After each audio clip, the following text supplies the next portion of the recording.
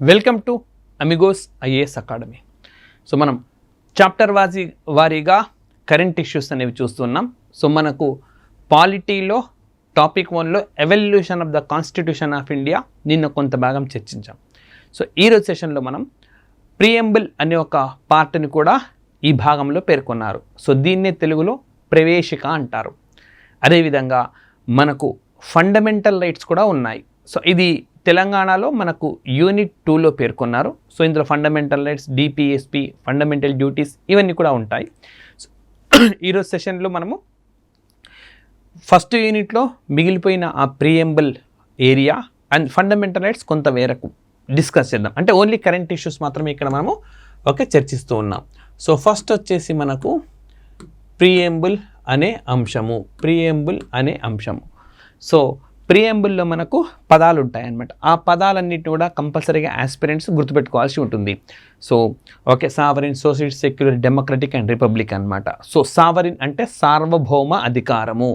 So మనకు ఈ సార్వభౌమ అధికారము అనేది ఎందుకు వార్తల్లో ఉన్నది అంటే మనకి ఇక్కడ కరెంట్ ఇష్యూ ఏమిస్తున్నాడు, సిపిఈసి ఆఫ్ఘనిస్తాన్ జాయిన్ రీసెంట్లీ అన్నాడు. సో అసలు మనం ఇదేంటో చూద్దాం. సిపిఈసి అంటే చైనా పాకిస్తాన్ ఎకానమిక్ కారిడార్ అని అర్థం. సో చైనా పాకిస్తాన్ ఆర్థిక నడవ లేదా ఆర్థిక కారిడార్ అని కూడా ఇస్తున్నారు. సో యాక్చువల్గా ఇదేంటి, మనం ఉత్తర భారతదేశం రైట్, ఈ విధంగా ఉత్తర భారతదేశం అనుకుంటే ఇక్కడ భారతదేశం పైనుంచి మనకు చైనా దేశం ప్రారంభించిన బెల్ట్ అండ్ రోడ్ ఇనిషియేటివ్ అని ఒకటి వెళ్తూ ఉన్నది. దీన్ని బెల్ట్ అండ్ రోడ్ ఇనిషియేటివ్ అంటాం. ఈ బెల్ట్ అండ్ రోడ్ ఇనిషియేటివ్ 3 ఖండాలు దాదాపుగా 60 దేశాలను తాకుతూ వెళ్తుంది. ఏసియా, యూరప్, ఆఫ్రికా ఇలా వెళ్తుంది. సో ఇక్కడ రైలు మార్గాలు, రోడ్డు మార్గాలు, జల మార్గాలు అన్ని భాగంగా ఉంటాయి. So roadways, railways as well as waterways all are part of belt and road initiative. మరి ఈ బెల్ట్ అండ్ రోడ్ ఇనిషియేటివ్ ఈ బెల్ట్ అండ్ రోడ్ ఇనిషియేటివ్ అంటే ఈ రోడ్డుకి మనకు గ్వాదర్, పాకిస్తాన్లో గ్వాదర్ పోర్టు నుంచి ఈ విధంగా కనెక్టివిటీ అనేది ఉన్నది. సో భారతదేశం ఈ బెల్ట్ అండ్ రోడ్ ఇనిషియేటివ్కు అభ్యంతరం చెప్పడం లేదు. భారతదేశం అందులో జాయిన్ కాలేదు, అలాగని అభ్యంతరం చెప్పడం లేదు. కానీ ఎందుకు అభ్యంతరం చెప్తుంది అని అంటే దీనిలో పాకిస్తాన్ జాయిన్ అయింది. పాకిస్తాన్ జాయిన్ అయితే మన దేశానికి ఏంటి ఇబ్బంది అంటే భారతదేశ భూభాగం కూడా మనం ఏదైతే పాక్ ఆక్యుపైడ్ కాశ్మీర్ అని అంటున్నామో, పాక్ ఆక్రమిత కాశ్మీర్ అంటున్నాం. పాక్ ఆక్రమిత కాశ్మీర్ అంటే పాకిస్తాన్ది కాదది, కానీ ఆక్రమించుకుంది. ఎవరిది? మనది, భారతదేశానిది. మా భూభాగంలో మీరు ఈ ప్రాజెక్టు భాగంగా చేపట్టారు. ఇది మా సార్వభౌమ అధికారానికి సవాల్ లాంటిది. It is a question to the sovereign power of India అని చెప్తూ ఉన్నది అనమాట.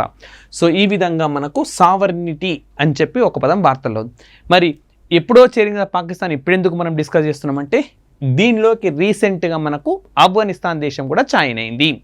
సో ఆఫ్ఘనిస్తాన్ దేశము అడుగుతారనమాట. సిపిఈసిలో రీసెంట్గా భారతదేశంతో సరిహద్దు ఉన్న ఏ దేశం జాయిన్ అయింది అని అంటే ఆఫ్ఘనిస్తాన్ దేశం జాయిన్ అయింది. రైట్. సో ఆఫ్ఘనిస్తాన్ భారతదేశానికి 7 దేశాలతో సరిహద్దు ఉంటే అతి తక్కువ సరిహద్దు ఏ దేశంతో ఉంది అంటే ఆఫ్ఘనిస్తాన్తో, అతి ఎక్కువగా ఏ దేశంతో ఉన్నది అంటే బంగ్లాదేశ్తో ఉన్నది. సో ఈ విధంగా సావరిన్ అనే ఒక పదం మనకు వార్తల్లో ఉంది. Next socialist. సో ఇది సోషలిస్ట్ అంటే మామూలుగా మీకు తెలిసిందే.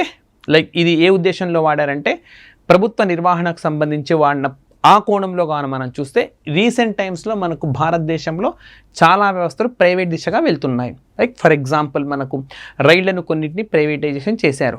ఎల్ఐసిలో కొంత భాగాన్ని ప్రైవేటైజేషన్ చేశారు. మనకు విశాఖపట్నంలో ఉన్న ఉక్కు ఫ్యాక్టరీ ఏదైతే ఉన్నదో లైక్ దాన్ని కూడా ప్రైవేటైజేషన్ చేస్తామని చెప్తూ ఉన్నారు. సో ఈ విధంగా మనకు డిఫరెంట్ పర్స్పెక్టివ్స్లో ఈ సోషలిస్ట్ అనే పదం ఎప్పుడూ వార్తల్లో ఉంటూనే ఉంటుంది. కాబట్టి ఇది వచ్చినప్పుడల్లా మనం ఏ సంస్థలను ప్రెడిక్షన్ చేస్తున్నారో అవి ఒక రివ్యూ చేసుకుంటూ వెళ్ళాలన్నమాట. నెక్స్ట్ రిపబ్లిక్, గణతంత్రము అని ఒక పదం మనకు వాడారనమాట ప్రవేశికలో. ఈ గణతంత్రము అనే పదం దేన్ని సూచిస్తుందంటే రాజ్యాధినేత ఎన్నికవుతే దాన్ని గణతంత్రము అంటారు. If the head of the state is elected such countries are known as republic. So రాజ్యాధినేత భారతదేశానికి ఎవరు? రాష్ట్రపతి. రాష్ట్రపతి ఎన్నికవుతారు భారతదేశంలో. రాచరిక వ్యవస్థ లేదు యూకేలో లాగా. సో కాబట్టి మనది గణతంత్రం.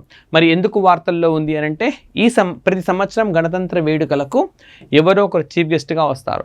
మరి ఈ సంవత్సరం ఎవరు చీఫ్ గెస్ట్గా వచ్చారంటే ఈజిప్ట్ అధ్యక్షుడు ఎల్సిసి అని చెప్పి, అల్ మహమ్మద్ ఎల్సిసి అని చెప్పి ఆయన అటెండ్ అయినారు. ఆ విధంగా ఈ అంశం మనకు వార్తల్లో ఉన్నది. అదేవిధంగా మనకు ఫ్రాన్స్ దేశం కూడా ఒక రిపబ్లిక్. అక్కడ జరిగే బ్యాస్టైల్ డే ఫంక్షన్కి ఈ సంవత్సరం మన భారత ప్రధానమంత్రి నరేంద్ర మోడీ ముఖ్య అతిథిగా జూలై 14వ తేదీన అటెండ్ అయినారు. ఎట్ ద సేమ్ టైం మనకు ఈ వేడుకకు అటెండ్ అయిన భారతదేశపు రెండవ ప్రధాని అయిన, మొదటి ప్రధాని 2009లో మన్మోహన్ సింగ్ అటెండ్ అయ్యారు. ఇవి మనకు ప్రవేశికలో ఉన్న పదాల్లో కొన్ని ఎక్స్ప్లెనేషన్. మరి ఇంకా కొన్ని ఉన్నాయి. సోషల్ జస్టిస్ అనే పదం కూడా ఉంటుంది. Okay, social economic and political justice అని ఉంటుంది. సామాజిక ఆర్థిక రాజకీయ న్యాయం కల్పిస్తాము అని చెప్పి మనకు హామీ ఇచ్చినారు ప్రవేశికలో. ఈ ప్రవేశిక అనేది భారత రాజ్యాంగ తత్వాన్ని తెలియజేస్తుంది, ఫిలాసఫీని తెలియజేస్తుంది. మరి ఇందులో సామాజిక న్యాయం అని చెప్తున్నాం. సామాజిక న్యాయం అంటే అన్ని సామాజిక వర్గాలకు సమానమైన హక్కులు ఇవ్వడం, సమానమైన అవకాశాలు ఇవ్వడం, అందరూ ఎదిగేలా చూడడం, ఇలాంటివన్నీ కూడా సామాజిక న్యాయంలో భాగంగా చెప్పుకోవచ్చు. మరి వివిధ వెనకబడిన వర్గాలకు సామాజిక న్యాయం అందించడానికి అమలు చేస్తున్న కొన్ని పథకాలను ఇక్కడ ప్రస్తావించాం. సో ప్రధానమంత్రి దక్షతా ఔర్ కుశలతా సంపన్ హితగ్రహి అని చెప్పి పిఎం దక్ష స్కీమ్ ఒకటి అమలవుతోంది. మరి ఈ స్కీమ్లో భాగంగా ఆయా వెనకబడిన సామాజిక వర్గాలకు నైపుణ్య అభివృద్ధిని కల్పిస్తున్నారు. సో ఎవరెవరిని ఇందులో చేర్చారు? ఎస్సీలు, ఓబీసీలు, ఈబీసీలు, డిఎన్టీ అంటే డీనోటిఫైడ్ ట్రైబ్స్ అని అంటారు. సో బ్రిటిష్ ప్రభుత్వం కొన్ని సామాజిక వర్గాలను దోపిడీదారులుగా నోటిఫై చేసింది. అయితే స్వతంత్ర భారతదేశంలోని ప్రభుత్వం వాళ్ళందరినీ డీనోటిఫై చేసింది. దీన్ని డీనోటిఫైడ్ ట్రైబ్స్ అంటారు. ఈ denotified tribes, nomadic, semi nomadic, వీళ్ళ సమావేశం కూడా మనకు హైదరాబాద్లో నిర్వహించినారు. ఈ సంవత్సరంలో నిర్వహించినారు. అది కూడా ఒక క్వశ్చన్ రూపంలో రావచ్చు మనకు. సో ఈ విధంగా వీళ్ళందరికీ నైపుణ్య పెంపు కోసం పిఎం దక్ష్ అనే ఒక స్కీమ్ని అమలు చేస్తున్నారు. అదేవిధంగా మనకు ఈ డీనోటిఫైడ్ ట్రైబ్స్ అని ఏవైతే చెప్పినామో వాళ్ళ కోసం సీడ్ అనే స్కీమ్ ఉండనే ఉన్నది. Scheme for economic empowerment of denotified nomadic, semi nomadic communities. అంటే డీనోటిఫైడ్ లైక్ పాక్షిక సంచార జాతులకు సంబంధించిన ఆర్థిక సాధికారత కోసం ఉద్దేశించిన పథకంగా మనం దాన్ని చెప్పవచ్చు. సో మన సోషల్ జస్టిస్ అన్నప్పుడల్లా ఈ పథకాలన్నీ కూడా గుర్తుకు రావాల్సి ఉంటుంది. అదేవిధంగా మనకు లింగ వివక్ష లేకుండా అందరూ కూడా అభివృద్ధి చెందాలి. బేటీ బచావ్ బేటీ పడావ్ అనే మనకు ఒక పథకం అమలవుతూ ఉన్నది. ఈ బేటీ బచావ్ బేటీ పడావ్లో మనకు న్యూ టార్గెట్స్ కూడా ఉన్నాయి. ఏంటి? So sex ratio at birth 2 points పెంచాలి ప్రతి సంవత్సరం. అంటే జన్మించినప్పుడు ఉండే లింగ నిష్పత్తి ప్రతి సంవత్సరం 2 పాయింట్లు పెరుగుతూ వెళ్ళాలి. లైక్ ఫర్ ఎగ్జాంపుల్ 100 మంది అబ్బాయిలు పుడితే 90 మంది అమ్మాయిలు అనుకోండి. నెక్స్ట్ ఇయర్ 100, 92, 100, 94, 100, 96 ఇంకా 2 పాయింట్స్ పెరుగుతూ వెళ్ళాలి. అండ్ ఇన్స్టిట్యూషనల్ డెలివరీస్ 95% లేదా అంతకన్నా ఎక్కువ ఉండాలి. అంటే సంస్థాగత జననాలు 95 లేదా అంతకన్నా ఎక్కువ శాతం ఉండాలి. అంటే హాస్పిటల్స్లో డెలివరీస్ జరగాలి. అది కొత్త టార్గెట్ అనమాట, Beti Bachao Beti Padhao. Next to check drop out rate. So మరి స్కూల్కి వెళ్ళకుండా కొంతకాలం చేరి ఆగిపోవడాన్ని డ్రాప్ అవుట్ అంటాం. అలా ఉండకూడదు. 1% increase in enrolment of secondary education level and skilling of girls and women as per targeted. అంటే ఒక్క అమ్మాయి కూడా, బాలిక కూడా స్కూల్లోంచి ఆపివేయరాదు. అవి పెరుగుతూనే ఉండాలి, నమోదు అనేది పెరుగుతూనే ఉండాలి. సో ఆ విధంగా ఇది కూడా ఒకటి మనకు బేటీ బచావ్ బేటీ పడావ్ల లక్ష్యం. Next strengthen one stop centres. మనకు మహిళలపైన దాడులు జరగకుండా మహిళలకు రక్షణగా బాసటగా ఉండేవే వన్ స్టాప్ సెంటర్స్. వీటిని మరింత బలోపేతం చేయాలి, సంఖ్యాపరంగా బలోపేతం చేయాలి. వీళ్ళలో ఉండే వాళ్లకు మరిన్ని నైపుణ్యాలు పెంచి మహిళలకు ఉపయోగపడే విధంగా తీర్చిదిద్దాలి అని చెప్తున్నారనమాట. సో దేశవ్యాప్తంగా 300 OSCs will be setup in the district. దేశవ్యాప్తంగా 300 వన్ స్టాప్ సెంటర్స్ని ఏర్పాటు చేయాలని చెప్పి లక్ష్యంగా నిర్ణయించుకున్నారు. అదేవిధంగా మరి గ్లోబల్ జెండర్ గ్యాప్ ఇండెక్స్లో భారతదేశం 127వ స్థానంలో ఉంది. వరల్డ్ ఎకనామిక్ ఫోరం అంటాం, ప్రపంచ ఆర్థిక ఫోరం వీళ్ళు ఇచ్చిన ర్యాంకింగ్స్లో భారతదేశం స్థానం ఎంత అంటే 127. ఇది స్విట్జర్లాండ్లోని జెనీవా కేంద్రంగా పనిచేస్తూ ఉంటుంది.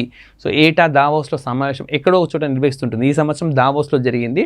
సో ఆంధ్రప్రదేశ్ నుంచి ఎవరు అటెండ్ కాలేదు, కానీ తెలంగాణ నుంచి రాష్ట్ర ఐటీ పురపాలక శాఖ మంత్రి కేటీఆర్ అటెండ్ అయ్యారు. సో పెట్టుబడులు కూడా ఆయన తీసుకురాగలిగారు. నెక్స్ట్ మరి మనకి ప్రియంబుల్లో 26th నవంబర్ అనే డేట్ కనపడుతుంది. సో ప్రియంబుల్ ప్రవేశికలో కనిపించే ఒకే ఒక డేట్ ఏది అని అంటే 26th నవంబర్.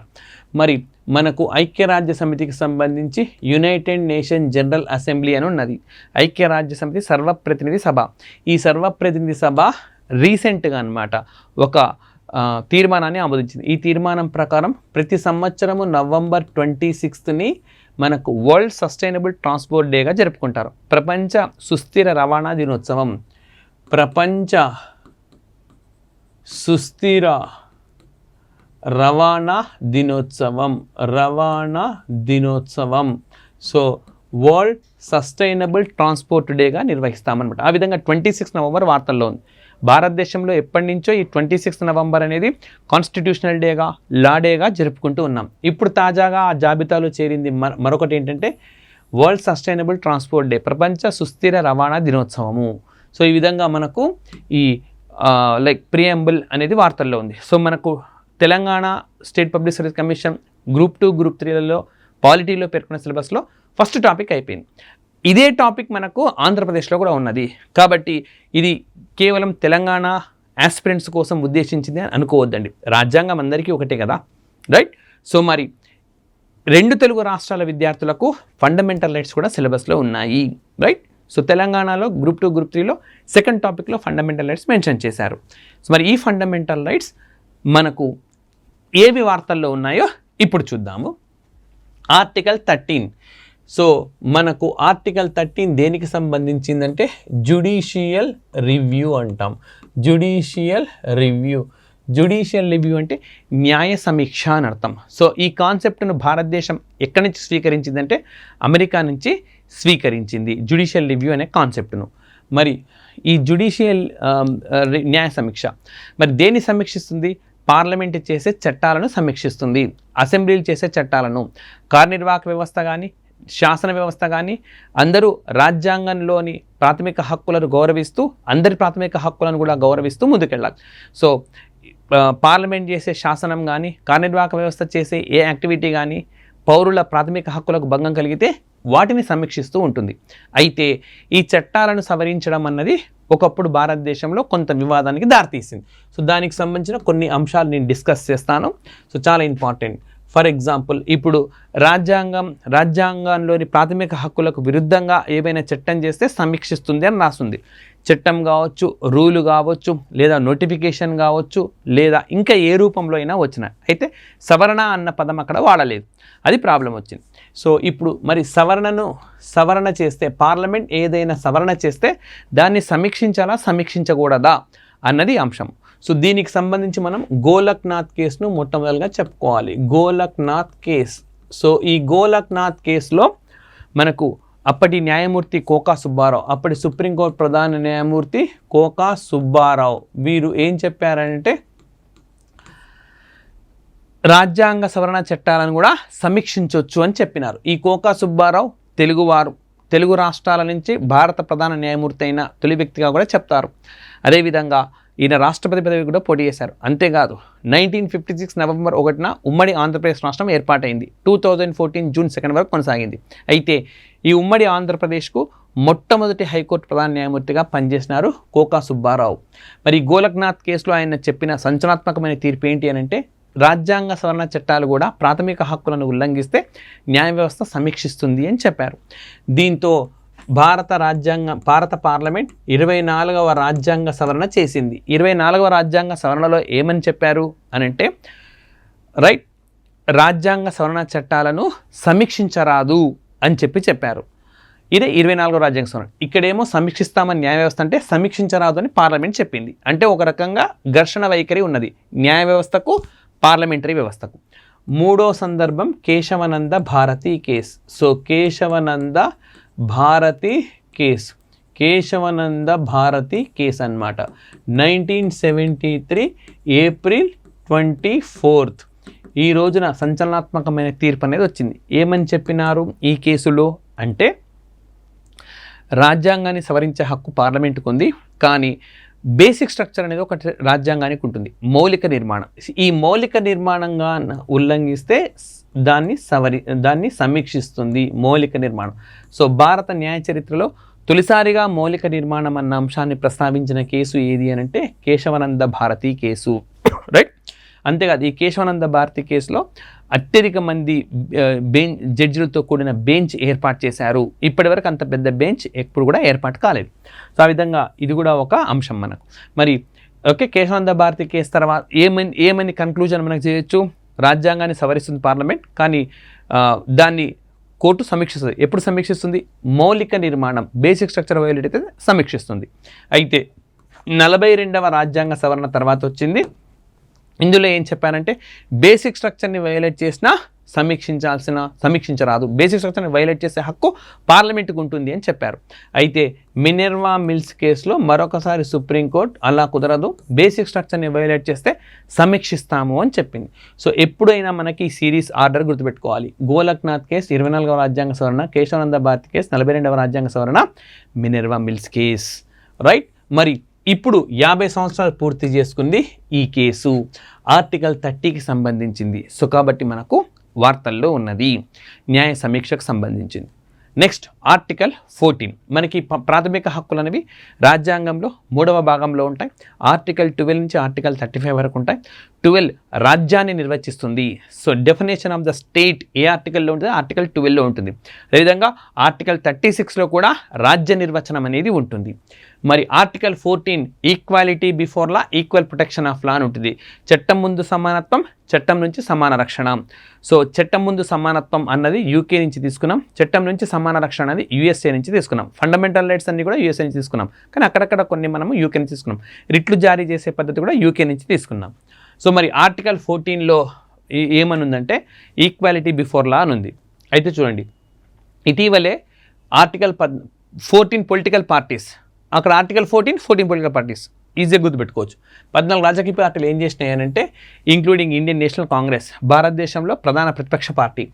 సో వాళ్ళందరూ కలిసి సుప్రీంకోర్టుకు వెళ్ళాడు. ఏమని అనంటే ప్రభుత్వము సిబిఐ, ఎన్ఫోర్స్మెంట్ డైరెక్టరేట్ తోటి మా పైన దాడులు చేస్తూ ఉన్నది, ప్రతిపక్ష నాయకులను, ప్రతిపక్ష పార్టీలను లక్ష్యంగా ఎంచుకుంది, కాబట్టి మా పైన ఈ దాడులు జరగకుండా అడ్డుకోండి అని చెప్పి వెళ్తే కోర్టు ఏం చెప్పింది?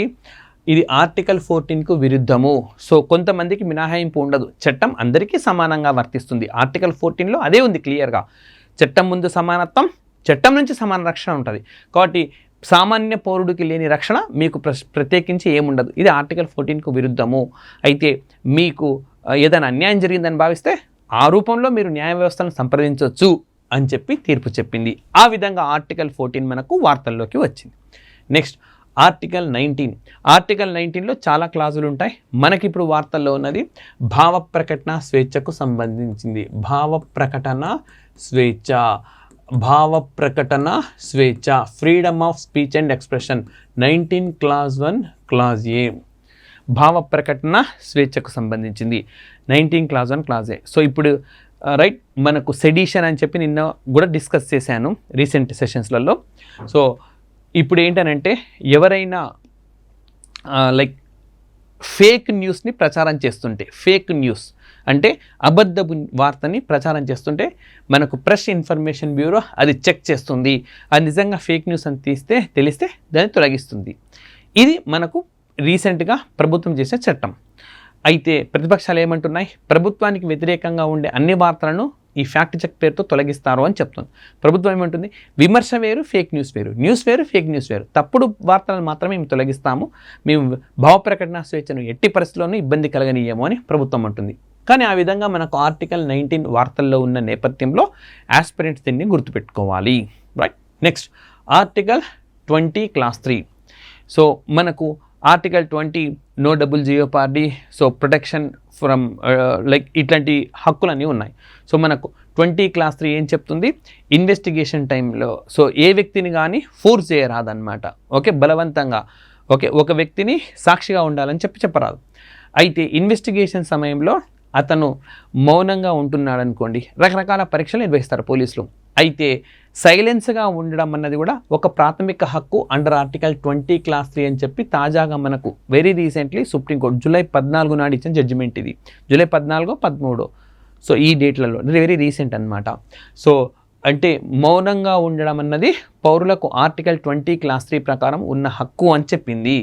సో మరి గతంలో మనకు నందిని సత్పతి వర్సెస్ పిఎల్ ధనీ కేసులో సుప్రీంకోర్టు ఏం చెప్పిందంటే compelling A person to answer A question with in limits of the police station May result in violation of article 23. అంటే పోలీస్ స్టేషన్ ప్రెమిసెస్లోనే ఆ పరిధిలోనే ఒక వ్యక్తిని లైక్ మీరు ఒక క్వశ్చన్కి ఆన్సర్ చెప్పడము అన్నది అంటే మేము అడిగినాం నువ్వు చెప్పి తీరాలి అని అయితే ఫోర్స్ చేస్తారో అది ఆర్టికల్ 20 క్లాస్ 3కి విరుద్ధము అని చెప్పి మనకు చెప్పిందనమాట. ఆ విధంగా ఆర్టికల్ 20 క్లాస్ 3 ఓకే వార్తల్లో ఉన్నది.